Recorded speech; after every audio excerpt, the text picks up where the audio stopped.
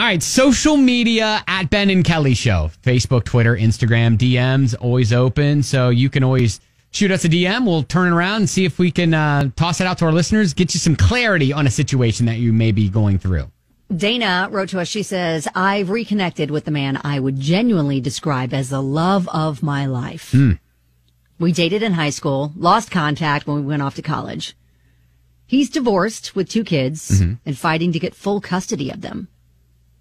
Now, his ex has been diagnosed with a borderline personality disorder and will alternate between cursing him out and begging him to take her back.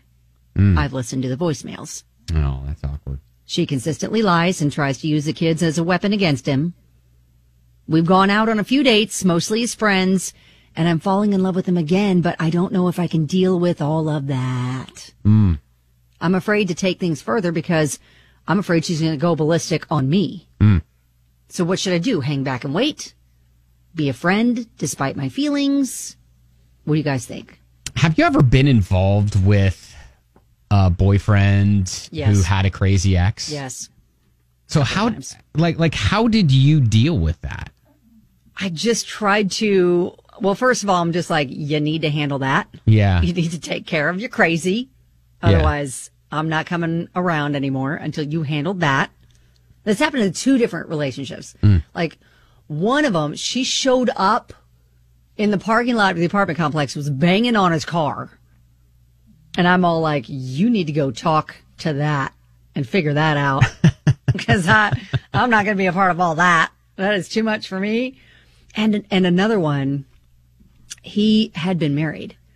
And she was committed to an institution after they broke up. Yeah. And then by the time that we met, she had written him a letter getting out of the institution, and he felt guilty about her being in the institution. Oh, wow. And I was caught up in the middle of that. Okay. And there was a lot of yo-yo. Obviously, it didn't work out in either one of those situations. Yeah, so, man, Dana, if you're listening to Kelly's stories, it's like, I don't know if there's a whole lot of great, future ahead of you for that. But I do like what she said there. And it's like, maybe it's more like putting it in his court where it's like, hey, I really, I'm falling for you. I think that we have a future, but, your ex is kind of stressing me out here and got to figure that out. Well, yes. And especially since the ex is yo-yoing back and forth between like still trying to get him back. So she is not going to take kindly to him moving on with anyone else.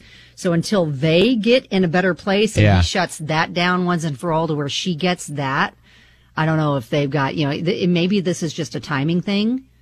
Like she just, waits it out until he gets all of that situated to where he can move on and start to carve out a new life without the ex being so involved. Now, there are a lot of people already who are taking the opposite approach. Like, hey, if you love them, fight for them. And so I think, would love to hear from you, especially if you've been through this with a husband or wife, boyfriend or girlfriend who had an ex who was just a little scary, we'll say. Yes, and a little too present in the situation. Right. 502-571-9970, because I think, your story would probably be able to at least serve as okay, well, here's an example of one way of how it all worked out, or another way of how it all worked out. And maybe Dana can get a little clarity in knowing that. So 502-57, dropping the L word. Yeah, she's fallen in love with him again. And the problem is he's divorced with 2 kids. He's trying to get full custody because his ex has been diagnosed with a borderline personality disorder and goes back and forth between like cursing him out to begging him to take her back. And so she's just wondering, look, is this too much baggage for me to deal with? Should I hang in there? And I just kind of shared personal experience with a couple of situations like that I kind of told both of them, like, you need to handle that because that's a little too much for me to handle. So if you deal with all that and you get that situated, then you can call me. But until then, Yeah, and you know what? A lot of people are sharing their experience with dealing with someone that either has, bipolar disorder or, some other sort of borderline personality disorder or something like that. Jennifer on Facebook says, look, if you love him and he loves you, then it'll be worth the fight. Okay. Mm-hmm. Appreciate that. Also a text from Katie who was like, hey, been in that situation. Both me and my ex actually have bipolar disorder, which is, the mental disorder that is this man's ex has. But in my case, I'm not as severe as my ex was, but there was a moment where I was moving on and he wasn't too happy about it. And he wasn't and he was doing the same thing. I love you, take me back, to the exact opposite. And really at the end of the day, neither relationship at the time worked out. But Katie goes on and says, I will say that he has had some years since to really work on him and to where he is better at us moving on. And it took a lot of time. So that's what she's going to need. Yeah, she just needs to be patient. And then maybe if he can get it all situated to where it's going to work and he's allowed to move on, then maybe it can work out. But the timing just may be off. Yeah. All right, Andrew, the love doctor. Well, I'm so impressed with Kelly. Oh my gosh, she is exactly 100% correct. You know what, hey, Andrew, you need to just stop right there. Listen, No. We need to dial it back. We need to dial it back on the whole.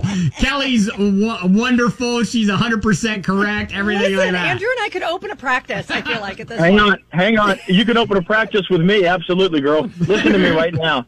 She's exactly correct. This girl's got to tell this guy, I like you. I got feelings for you. But until you deal with that needs to be dealt with, put to bed, moved on, move forward, because if not, it will be drama in the relationship. It will be problems. There will be issues and stress that nobody needs. She needs to fix that, or he needs to fix that and move on completely. Once that's done, then maybe try the relationship out. And does she need to wait for him while he's doing that? Absolutely not. Nope. There's too many men and women out there for you to be involved in. But she has got to tell him, nope. You deal with that, and when you're done, you give me a shout. Right. Absolutely, Thanks, Kelly. You rock, girl. You spot on. All right. Thank you, Andrew. All right. Keep on loving, my guys. All right. Yay. Take care, dude. Bye-bye. Hey, Lindsay. Yeah. All right. So what's your thought on this? Well, I have a stepmother who has borderline personality disorder, and I can tell you that that's something that doesn't go away. It's no matter how much her boyfriend or this guy tries to set things right and make things clear to her, it's not going to get through to her. She's always going to probably teeter back and forth unless she seeks help. And so for her, she just kind of needs to make a decision if that's something she wants to be a part of. That she wants to invest in, in the long game. Or whatever. Because, there's kids involved. She's not going to go away either. They're going to have to co-parent. So it's rough, borderline personality disorder. Wow. Lindsay, well, hey, thank you for sharing your experience. Yeah, no problem. All right. Yeah, that's tough. It's just, you can't even imagine unless you've been in that situation how, to navigate something like that. And there's kids involved. Yeah. So this guy's got, a couple of kids he's trying to get custody of. And that in and of itself is a lot for him to process and work through. And I'm sure that he, and then trying to start a relationship takes work too, that I don't know that he's got room for in his life right now. Jessica says there is too much of a risk on all parts if you jump in it too soon. He will not be able to give you his all. You will not be able to receive the time and devotion you'd like because his focus is going to be split between children and their mother. Yeah, and if she wants to, she had mentioned, do I just be like a friend to him? Because I'm sure he's probably going to need a friend. Yeah. As he's working through all of this too. And maybe that's just the status of their relationship right now. If it evolves, if things start to work themselves out, fall in place, then so be it. But at the meantime, she's a friend to him. But like Andrew said, don't shut yourself off from the possibility of meeting anybody else during that time. Man, that's just a tough conversation to have. It is. But, Dana, if you care about him, then maybe you do let him handle his own stuff. You say, hey, I think right now we just need to be friends. And then, maybe if the time is right down the future, there can be more. Yeah. But for now, you do you. And Yeah, timing's just not right now. He's got some stuff. He's got ducks to get in a row. Right. All right. Well, if you want to leave your comment up on the Facebook page, we have it up there for you to take a look at Ben and Kelly Show. But yeah, Dana, I mean, I know this isn't easy to probably hear because you probably want us to say, yeah, girl, go for it. You know, you're good. Yeah, but it's a lot. And you can be there for him as a friend right now. But I think protect yourself from getting too involved with your feelings because you just don't know where this is going to end up. And he's got to figure all of that out. And he's got a lot on his plate right now. So let him do that. Be there for him. Don't stop your life in the meantime. Yep. All right. Dana, good luck. Keep us posted.